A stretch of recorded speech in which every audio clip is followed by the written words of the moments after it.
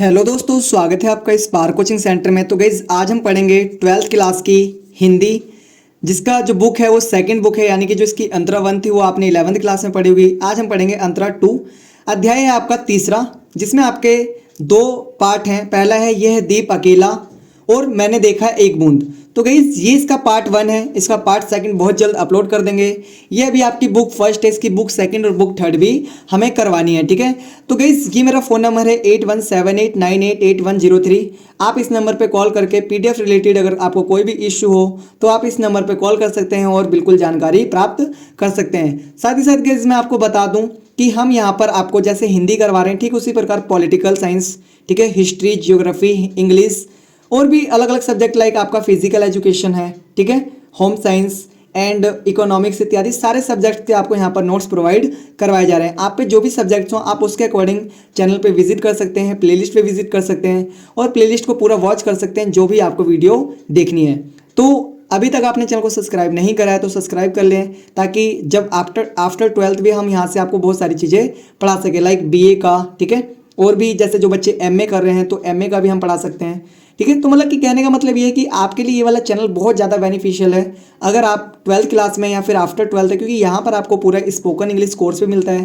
साथ ही साथ हमारा एक और यूट्यूब चैनल है जिसका नाम है spark coaching centre for English, आप उस पर सिर्फ इंग्लिश सीख सकते हैं। तो गाइस जस्ट मैं आपको ये बताना चाहता हूँ कि हमारे चैनल के माध्यम से आप बहुत सारी चीज़ें सीख सकते हैं अगर आप अभी से सब्सक्राइब करके रखेंगे तो, ठीक है। तो आइए स्टार्ट करते हैं आज की वीडियो। तो गाइस देखिए, सबसे पहले हम पढ़ेंगे यह दीप अकेला का सारांश, ठीक है, कि यह दीप अकेला में आखिरकार बातें क्या लिखी हुई हैं, पूरा चैप्टर किस चीज़ को इंडिकेट कर रहा है, ये सारी चीज़ें हम यहाँ पर आज जानेंगे। तो देखिए इसमें जो दीप है, एक तरीके से जो दीपक है वो किसकी बातें बता रहा है, एक तरीके से एक मनुष्य की, जो बहुत कठिन परिस्थितियों में भी एकदम अडिंग रहते हैं, खड़े रहते हैं, डटे रहते हैं, सामना करते हैं, ठीक है, और अपने आप को हमेशा बना के रखते हैं, ठीक है। तो ये जो दीप है वो भी इसी तरीके से यहाँ पर कुछ कार्य कर रहा है। इसलिए ये चैप्टर आपके लिए बहुत इंपॉर्टेंट है उन बच्चों के लिए जो कहीं ना कहीं किसी परिस्थिति में फंसे हुए हैं। तो यहाँ से आप देखिए कि किस तरीके से जो ये दीप है वो किन परिस्थितियों में भी अपने आप को संभाले रहता है। देखो दिखा रखा है, यह दीप अकेला कविता में आगे ऐसे दीप की बात करते हैं जो स्नेह भरा है, गर्व भरा है, मद माता भी है किंतु अकेला है। देखो वो कैसा है, उसमें स्नेह है, प्रेम है, गर्व है, मतलब कि मदमाता भी है और अकेला भी है। और बता रखा है अहंकार का मद हमें अपनों से अलग कर देता है। और जो देखो कोई भी व्यक्ति हो जब उसमें अहंकार हो जाता है ना तो वो कहीं ना कहीं अपनों से क्या हो जाता है, अलग। तो इसलिए अहंकार कभी नहीं होना चाहिए, ठीक है। जीवन में अगर अहंकार नहीं होगा तो आप कहीं ना कहीं सभी के साथ जुड़े रहेंगे और जिस दिन जीवन में अहंकार होगा उस दिन आप सबसे अलग हो जाएंगे। कवि कहता है कि इस अकेले दीप को भी पंक्ति में शामिल कर लो, पंक्ति में शामिल करने से उस दीप की महत्ता और सार्थकता बढ़ जाएगी। देखो यहाँ पर बता रहे जो कवि हैं वो कहते हैं कि इसको भी पंक्ति में शामिल कर लो, क्योंकि इससे क्या हो जाएगी, इसकी महत्ता बल्कि महत्व और सार्थकता बढ़ जाएगी। आगे दिखा रखा है पंक्ति में शामिल करने से उस दीप की महत्ता एवं सार्थकता बढ़ जाएगी। दीप सब कुछ है, सारे गुण एवं शक्तियां उसमें है। जो दीप है वो कैसा है, वो सर्वगुण है। सर्वगुण का मतलब होता है उसमें सारे गुण है, ठीक है, मतलब सारे गुण हैं। उसकी व्यक्तिगत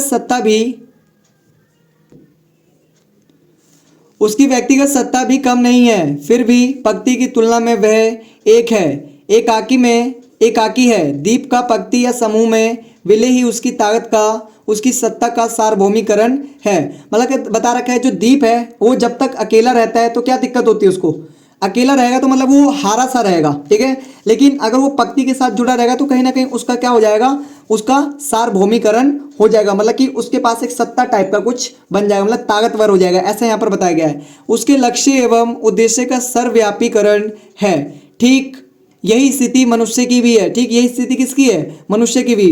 व्यक्ति सब कुछ है, व्यक्ति ही क्या है, सब कुछ है। अगर कोई व्यक्ति है तो वो अपने आप में ही क्या है, सब कुछ है, सर्वशक्तिमान। जो व्यक्ति है क्या है, सर्वशक्तिमान है, सर्वव्यापीकरण है। फिर भी समाज में उसका विलय, समाज के साथ उसकी अंतरंगता से समाज मजबूत होगा। इस कविता के माध्यम से अज्ञे ने व्यक्तिगत सत्ता को सामाजिक सत्ता के साथ जोड़ने पर बल दिया है। मतलब जो व्यक्तिगत सत्ता है, मतलब कि कोई व्यक्ति है, वो व्यक्ति तब तक मजबूत नहीं बन पाएगा जब तक वो समाज से जुड़ेगा नहीं, जब तक वो पंक्ति में आएगा नहीं, मतलब जब तक वो समाज से अलग रहेगा उसकी शक्ति बेकार है, वो खुद में बेकार है। लेकिन व्यक्ति जब समाज के साथ जुड़ के किसी कार्य को करेगा तो वो सारी शक्तियां और ज़्यादा अच्छी हो जाएंगी, मतलब वो व्यक्ति और ज़्यादा अच्छा हो जाएगा। बता रखा है दीप का पंक्ति में विलय, व्यष्टि का समष्टि में विलय है और आत्मबोध में रूपांतरण है। मतलब कि जो दीप है अगर वो पंक्ति में शामिल हो जाता है तो कहीं ना कहीं वो व्यष्टि में क्या है, समष्टि है, ठीक है, और ये क्या है, एक आत्मबोध में रूपांतरण है, ठीक है। तो गाइस ये मेरा फ़ोन नंबर है 8178988103। आप इस नंबर पे कॉल करके, ठीक है, या फिर व्हाट्सअप कर अगर आपको पीडीएफ रिलेटेड कुछ इशू है तो आप बिल्कुल फ़ोन करके पीडीएफ प्राप्त कर सकते हैं, ठीक है। तो चलते हैं आगे। देखिए सेकंड पॉइंट आपका दिखा रखा है, नेक्स्ट पॉइंट, कविता में दीपक व्यक्ति का और पंक्ति समाज का प्रतीक है। जो कविता में जो दीपक है वो किसका प्रतीक है, वो व्यक्ति का प्रतीक है। जो पंक्ति है वो किसका प्रतीक है, समाज का। कवि का मानना है कि व्यक्ति सर्वगुण संपन्न, स्नेह में और गर्व से भरा हो सकता है। जो व्यक्ति है कैसा हो सकता है, सर्वगुण हो सकता है, ठीक है, स्नेह में हो सकता है, ठीक है, और गर्व से भरा हो सकता है, लेकिन उसकी असली सार्थकता समाज के साथ जुड़ने में ही है। मतलब व्यक्ति अगर समाज से अलग रहेगा तो कहीं ना कहीं वो शक्ति, उसकी जो सार्थकता है वो बेकार है, लेकिन जब तक वो समाज से जुड़ेगा तो उसकी सार्थकता असली सार्थकता होगी, ठीक है। आगे दिखा रखा है दीपक अकेला होकर भी प्रकाश देता है। दीपक क्या है, जो अकेला होता है फिर भी प्रकाश देता है और संघर्षों के बीच अडिग रहता है। वह स्नेह प्रेम स्वाभिमान और मदमाता से भरा हुआ है। जो दीप है वो क्या है, वो कहीं ना कहीं अडिग रहता है किसमें, संघर्षों में। कभी आपने देखा होगा जब कोई सा आप दीप वगैरह जलाते हैं तो कैसे हवाएं वगैरह चलती है, लेकिन दीप फिर भी अपने जो अक्ष पर खड़ा रहता है, वो डटे रहता है, वो संघर्ष करता है, ठीक है। तो यही इसमें बताया गया है, ठीक है। आगे दिखा रखा है कवि आग्रह करता है कि इस अकेले दीपक को भी पंक्ति को दे देना चाहिए। कवि क्या कर रहा है, आग्रह कर रहा है कि ये जो अकेला दीपक है इसको भी किसको दे देना चाहिए, पंक्ति को दे देना चाहिए।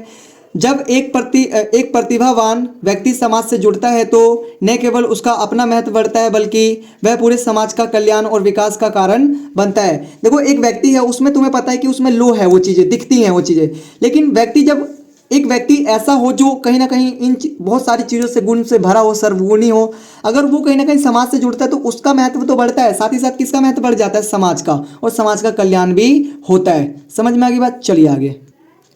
यहाँ देखिए बहुत इंपॉर्टेंट बता रखा है, दीपक उन लोगों का प्रतीक है जो विपरीत परिस्थितियों में भी अपने सिद्धांतों, सत्य और धर्म की राह पर चलते हैं।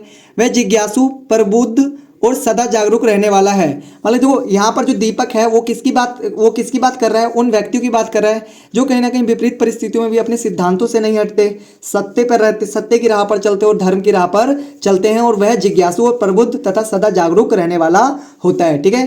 तो आज का जो हमारा ये जो चैप्टर था, ठीक है, यह दीप अकेला, ये खत्म हो गया है। अब हम इसमें पढ़ेंगे पार्ट सेकंड जिसका नाम है मैंने देखा एक बूंद। ये भी कहीं ना कहीं एक तरीके से एक जो छोटी सी बूंद है वो ये बता रही है किस तरीके से वो जो छोटी सी बूंद है वो अपना विराट रूप दिखा सकती है अगर वो अपने पर आए तो। और यहाँ पर कहीं ना कहीं इसी से व्यक्ति को भी इंडिकेट किया गया है, ठीक है, दर्शाया गया है। आइए देखते हैं,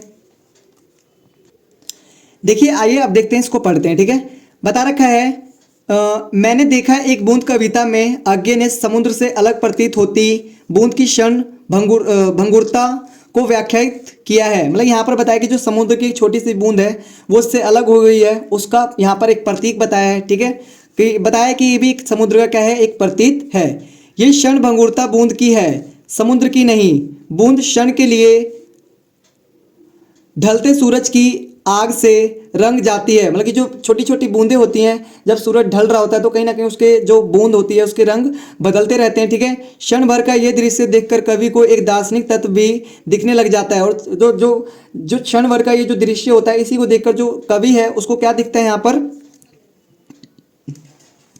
एक क्या दिखता है, यहाँ पर दार्शनिक तत्व दिखता है। विराट के सम्मुख बूंद का समुद्र से अलग दिखना नश्वरता के ताक से नष्ट होने के बोझ से मुक्ति का एहसास है। मतलब कहने का बता रहे हैं यहाँ पर कि जो विराट के सम्मुख बूंद का जो समुद्र से अलग दिखना नाशवरता, मतलब कि उसकी खत्म होने की क्या दिखा रहा है, बोध करवाता है, उसकी मुक्ति का बोध करवाता है। आगे दिखा रखा है इस कविता के माध्यम से कवि ने जीवन में क्षण के महत्व को, क्षण भंगुरता को प्रतिष्ठापित किया है। मतलब कि इस चैप्टर से इस जो कवि ने जीवन में जो क्षण होते हैं उसके महत्व को बताया है यहाँ पर, कि व्यक्ति का जो महत्व होता है वो कहीं ना कहीं देखो वैसे व्यक्ति कहीं ना कहीं जो भगवान का रूप है, लेकिन व्यक्ति अपने कार्यों से क्या बन जाता है, बहुत कुछ बन जाता है। तो यहाँ पर उन्हीं की चीज़ों की चर्चा की गई है। आइए देखते हैं।